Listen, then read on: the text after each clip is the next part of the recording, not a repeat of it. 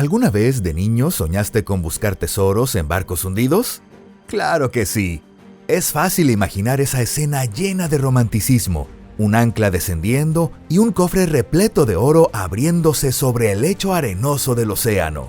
Pero al crecer, aquel recuerdo de los tesoros marinos que parecían infinitos se convierten apenas en una entrañable nostalgia. La imaginación infantil no conoce límites, ¿verdad? Hola a todos. Aunque entre nosotros hay quienes nunca dejaron de perseguir ese sueño de la infancia. Así es, convirtieron la búsqueda de tesoros en su profesión.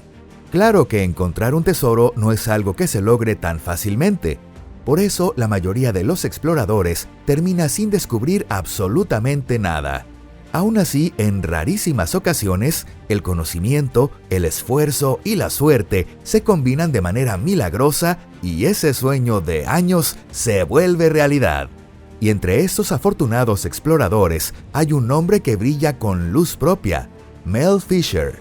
Lo que él logró sacar del fondo del mar fue ni más ni menos el tesoro submarino más grande jamás descubierto.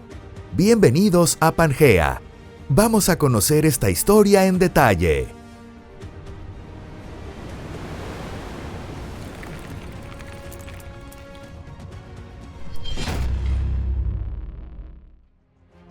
El tesoro de España. Esta historia se remonta a más de 400 años atrás. A comienzos del siglo XVII, la nación que dominaba los mares en Europa era España. España poseía vastas colonias en el Nuevo Mundo, ricas más allá de toda imaginación. Antes siquiera de que terminara por completo las guerras entre los conquistadores y los pueblos indígenas, ya comenzaban a enviarse hacia la metrópoli como un torrente incontenible cantidades enormes de oro, plata, joyas y otros objetos saqueados de las tierras conquistadas. El esplendor de la monarquía española se sostenía gracias al abastecimiento constante de lo que se conocía como la Flota del Tesoro. Desde puertos en Sudamérica y Centroamérica se cargaban tesoros colosales en decenas de enormes navíos de vela que cruzaban el Atlántico con rumbo a la península ibérica. Los encargados principales de transportar esas riquezas eran los galeones españoles, que si bien parecían robustos e imponentes para la época, en realidad no eran más que buques de transporte militar de 2 cubiertas, de unos 40 metros de eslora por 16 de manga. Para un marinero moderno, lanzarse al océano en una embarcación tan frágil sería impensable, y mucho menos para cruzar el Atlántico. Hoy en día, un carguero promedio mide varios cientos de metros de largo y entre 40 y 60 metros de ancho. Pero en aquella época, el galeón Nuestra Señora de Atocha, con sus 34 metros de eslora y cerca de 10 metros de manga, era el orgullo de la Armada Española y tenía la importante misión de cerrar retaguardia de una flota compuesta por 28 navíos. El 4 de septiembre de 1622, esa flota zarpó desde La Habana con rumbo a Sevilla. Este tipo de travesía, arriesgada por naturaleza, se realizaba año tras año.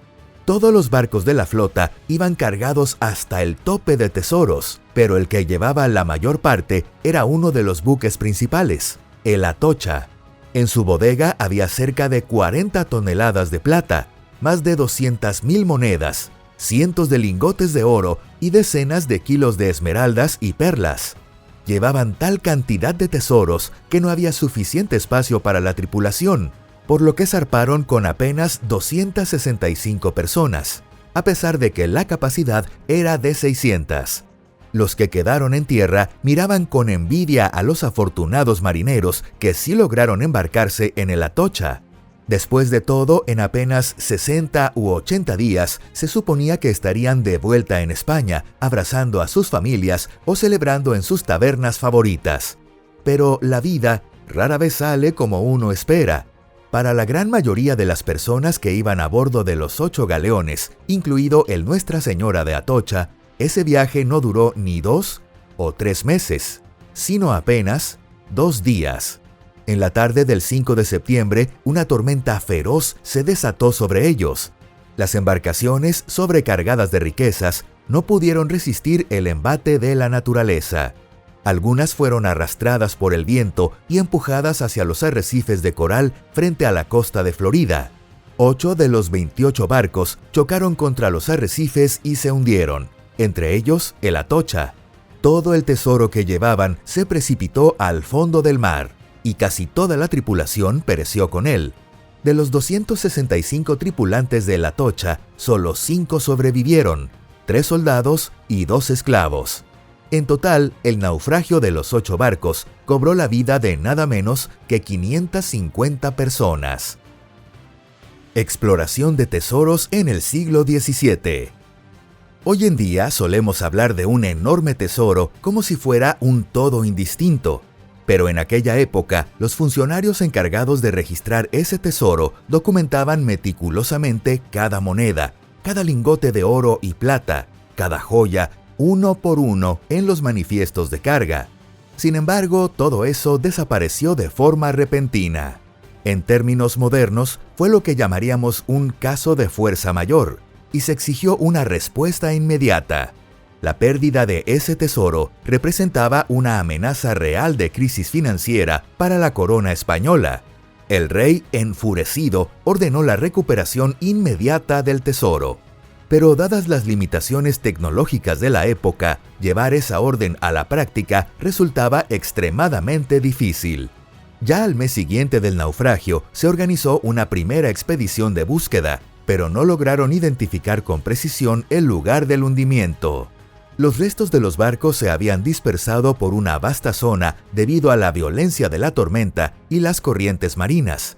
Ni siquiera los mástiles pudieron ser localizados.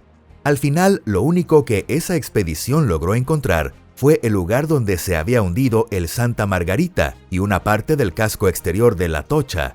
No fue sino hasta 3 años más tarde, en 1625, que se organizó una segunda expedición española. Pero sus resultados no fueron mucho mejores que los del primer intento. Los pocos avances que se lograron se debieron al uso de una campana de buceo, empleada por el comandante de la expedición, el capitán Núñez Melián. A pesar de parecer muy rudimentario según los estándares actuales, ese dispositivo funcionaba. Consistía en un barril invertido que se sumergía con aire atrapado en su interior, permitiendo al buzo respirar bajo el agua.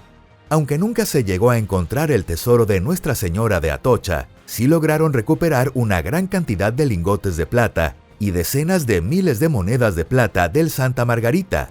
Finalmente, en 1641, por orden de las autoridades superiores, se cancelaron todas las operaciones de búsqueda. La exploración de Mel Fisher.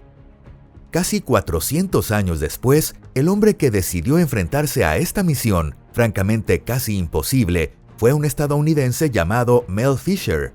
Era un buzo común y corriente oriundo de California, que fundó su primer centro de buceo junto a su esposa, y a lo largo de los años enseñó técnicas de buceo a miles de personas.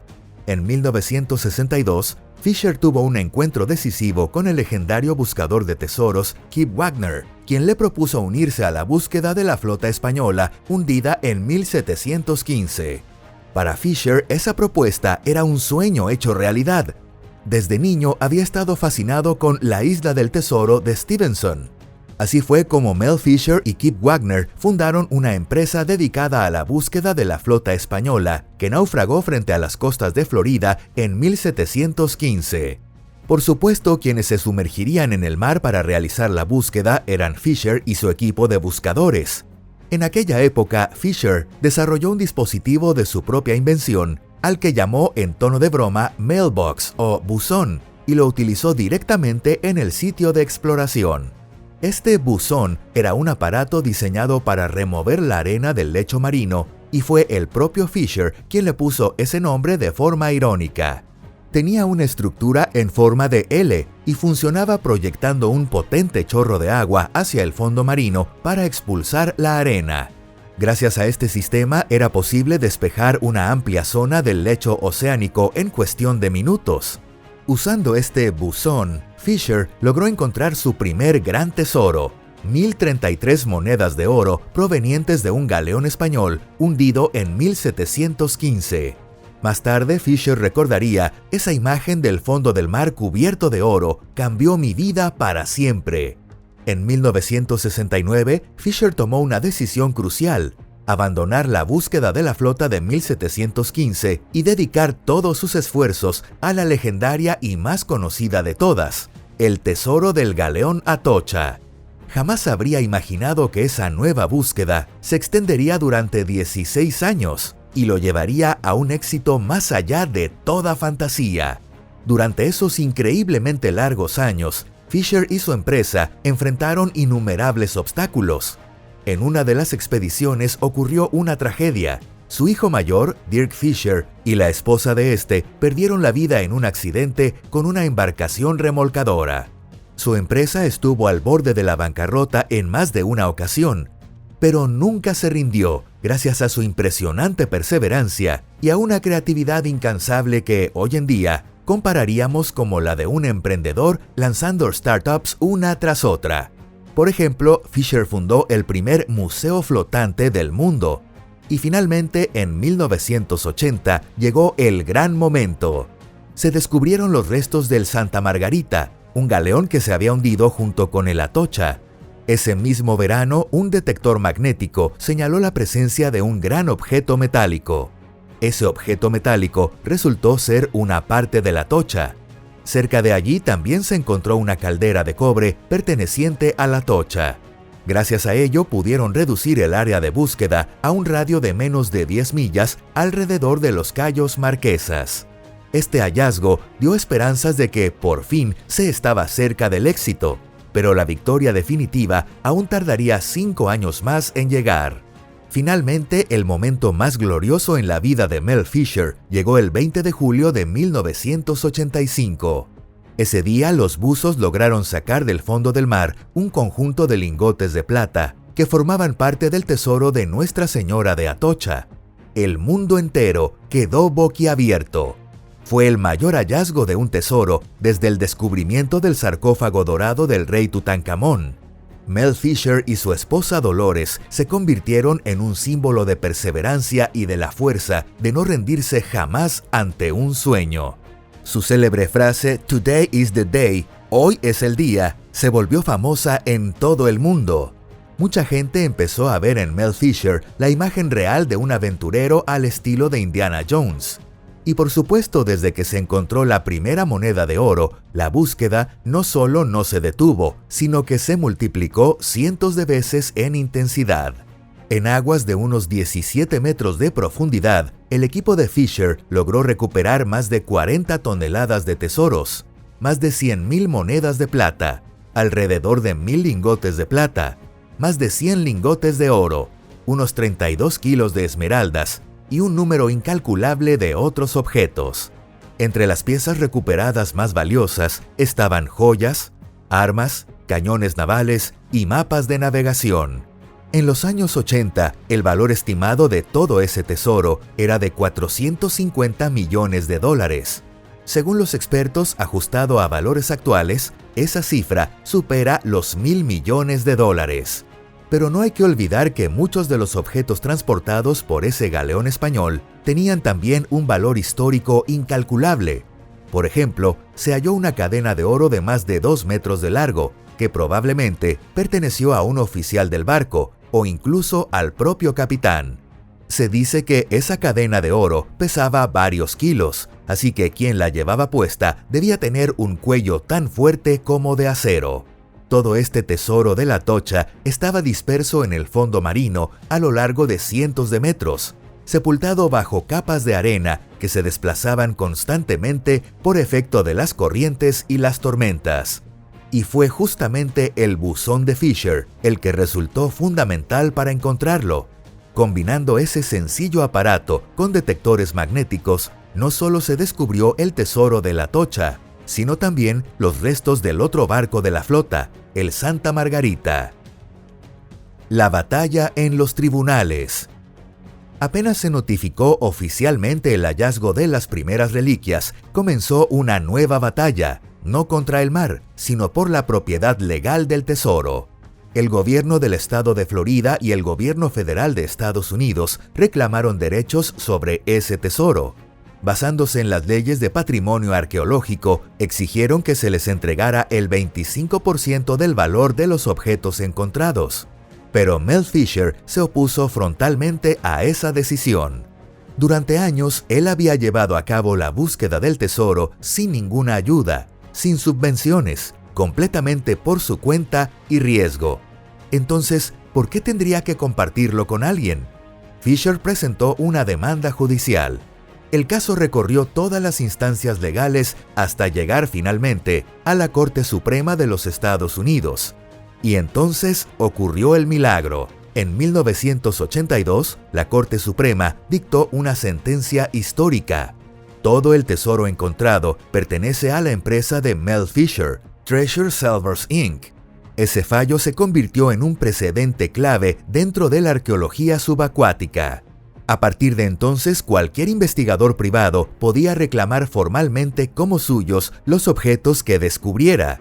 Eso sí, bajo estrictas condiciones, que la búsqueda se realizara con todos los permisos legales y que toda excavación estuviera debidamente registrada y documentada. Pero, como imaginarás, valía la pena cumplirlas. Ahora bien, ¿Mel Fisher se retiró feliz con sus millones y se puso a escribir sus memorias? En absoluto. Aunque, claro está, sus memorias sí fueron publicadas. Y tampoco podemos olvidar su museo. Desde su apertura en 1992, el Museo Key West, Florida, ha recibido a decenas de miles de visitantes. Aún así, la principal ocupación de Mel Fisher seguía siendo la búsqueda de tesoros del mar. Tras su muerte, su legado fue asumido por sus hijos. Sin embargo, la búsqueda del tesoro de la Atocha no ha podido reanudarse hasta ahora. Esto se debe a que la NOAA, la Administración Nacional Oceánica y Atmosférica de Estados Unidos, declaró las aguas que rodean los Cayos Marquesas y las Dry Tortugas como zona protegida federal. En otras palabras, la zona donde fue hallado el tesoro de la Atocha quedó vetada para los cazadores de tesoros.